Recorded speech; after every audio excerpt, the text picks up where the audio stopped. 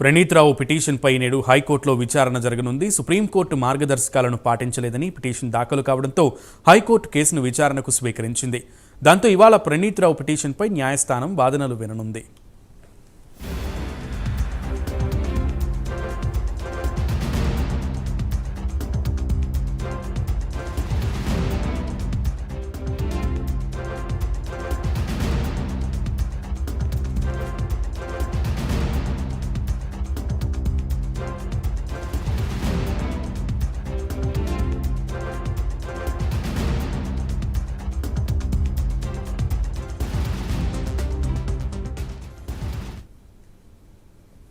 Right, Praneeth రావు కేసుకు సంబంధించి ఈరోజు వాదనలు విననుంది హైకోర్టు. పూర్తి డీటెయిల్స్ మా ప్రతినిధి కుమార్ అందిస్తారు. కుమార్.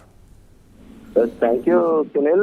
మొత్తానికి ఏదైతే ప్రణీత్ రావు విచారణకు సంబంధించి ఈ రోజు హైకోర్టులో అయితే ఒక పిటిషన్ అయితే దాఖలు చేశాడు. ప్రస్తుతం ప్రణీత్ రావు పిటిషన్ పై కూడా నేడు హైకోర్టులో అయితే విచారణ అయితే జరగనుంది. మొత్తానికి కింది కోర్టు విధించిన పోలీస్ కస్టడీని సవాల్ చేస్తూ కూడా ప్రణీత్ రావు లాయర్ అయితే ఒక పిటిషన్ అయితే వేయడం జరిగింది. హైకోర్టులో లంచ్ మోషన్ పిటిషన్ అయితే ప్రస్తుతం ఏదైతే ప్రణీత్ రావు తరఫున లాయర్ అయితే దాఖలు చేయనున్నారు. వాస్తవాలను పరిగణలోకి తీసుకోకుండా కస్టడీ అయితే ఇచ్చిందంటూ కూడా ప్రణీత్ రావు అయితే చెప్పడం జరుగుతుంది.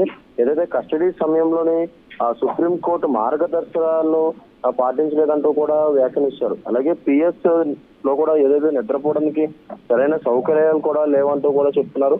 అలాగే విచారణ తర్వాత తిరిగి జైలుకి తరలించేలా ఆదేశాలు ఇవ్వాలంటూ కూడా ప్రణీత్ రావు అయితే కోరుతున్నారు. దర్యాప్తులోని అంశాలను మీడియాకు లీక్ చేస్తున్నారంటూ కూడా తెలుస్తుంది. అలాగే లాయర్ను కూడా ప్రణీత్ రావుని కలిసేందుకు కూడా అనుమతించడం లేదంటూ కూడా ప్రణీత్ రావు తన పిటిషన్ అయితే పేర్కొనడం జరిగింది.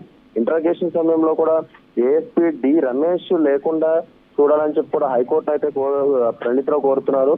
ఇప్పటికే సమాచారం ఇచ్చిన నేపథ్యంలో కూడా కస్టడీ రద్దు చేయాలంటూ కూడా ప్రణీత్ రావు ఈ పిటిషన్ అయితే పేర్కొన్నాడు.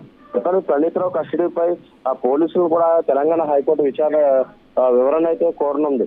మొత్తానికి ఏదైతే ప్రణీత్ రావు కస్టడీ తీసుకున్న తర్వాత 7 రోజులు పోలీస్ కస్టడీకి అయితే ఇవ్వడం జరిగింది.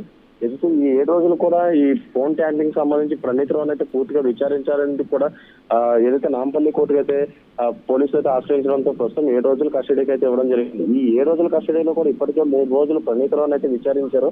అలాగే ఈ 3 రోజుల కస్టడీలో కూడా ప్రణీత్ రావు పూర్తిగా తను చేసిన ఫోన్ ట్యాంపింగ్లు కావచ్చు, హార్డ్ డిస్క్ ధ్వంసం కావచ్చు, డేటా కాల్చడం లాంటివి కూడా ప్రణీత్ రావు అయితే ఒప్పుకున్నాడు. అలాగే దీని వెనకాల కూడా కొంతమంది ఉన్నత అధికారులు ఉన్నట్లు కూడా ప్రణీత్ రావు చెప్పడం కూడా జరిగింది. అలాగే ఈ నేపథ్యంలోనే ప్రస్తుతం తను పోలీసులకి కావాల్సిన సమాచారం అందించాను అంటూ కూడా ఏదైతే ప్రస్తుతం హైకోర్టులో అయితే పిటిషన్ లంచ్ మోషన్ పిటిషన్ అయితే దాఖలు చేయనున్నారు. ఈ పిటిషన్ లో కూడా మెయిన్ గా ఏదైతే పోలీస్ స్టేషన్ లోనే ప్రణీత్ రావును ఉంచుతున్నారని, అలాగే లాయర్ కూడా ప్రణీత్ రావు కలనివ్వకుండా చూస్తున్నాడంటూ కూడా ఈ లంచ్ మోషన్ పిటిషన్ అయితే దాఖలు చేయనున్నారు.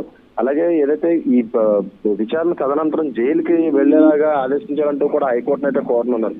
అలాగే దీనికి సంబంధించి ఇంటరాగేషన్ సమయంలో మెయిన్ గా డిఎస్పీ డి రమేష్ లేకుండా ఉండాలంటూ కూడా ఈ పిటిషన్ లో మెయిన్ గా కోరినట్లు కూడా తెలుస్తుంది. అలాగే ఇంకా ఏదైతే 4 రోజులు అంటే ఈ రోజుతో కలిసి ఇంకో 4 రోజులు ప్రణీత్ రావు అయితే ఇంకా విచారించనున్నారు. ఏదైతే తను ధ్వంసం చేసిన హార్డ్ డిస్క్ 42 హార్డ్ డిస్కులు వికారాబాద్ అడవుల్లో పడేసినట్లు కూడా ప్రణీత్ రావు అంగీకరించడంతో ప్రస్తుతం అతన్ని అయితే అక్కడ ఆ హార్డ్ డిస్క్ కు సంబంధించి వెతకడానికి కూడా ప్రణీత్ రావు తీసుకెళ్లే అవకాశం అయితే ఉంది. అలాగే ముందుగా ఏదైతే ఎస్ఐబిలో కూడా ప్రణీత్ రావు ధ్వంసం చేసిన ఈ ఏదైతే హార్డ్ డిస్క్లు ఇవన్నీ ఉన్నాయి, వీటన్నిటికి కూడా ఇప్పటికే సీన్ రీకన్స్ట్రక్షన్ చేయడం జరిగింది. ప్రస్తుతం హైకోర్టులో ఈ రోజు విచారణ తదనంతరం కూడా ఏం ఆదేశాలు ఇస్తారో చూడాలని వచ్చింది. Right Kumar, thank you.